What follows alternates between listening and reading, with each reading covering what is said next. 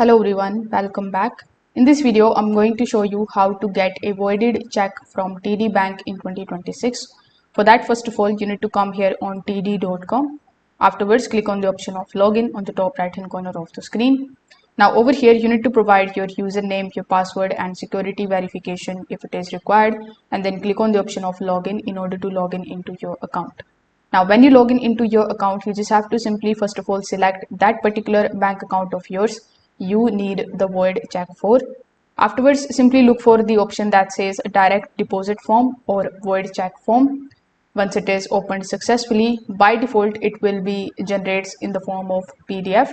So as it can be seen over here. So on the top right hand corner of the screen, you are going to see this type of download button. So you just have to tap on the download button and you need to either download or print that particular document. Now this particular document works for the payroll direct deposit, for CRA investments, automatic billing payments and employer banking setup. So after doing so, you can just simply use it.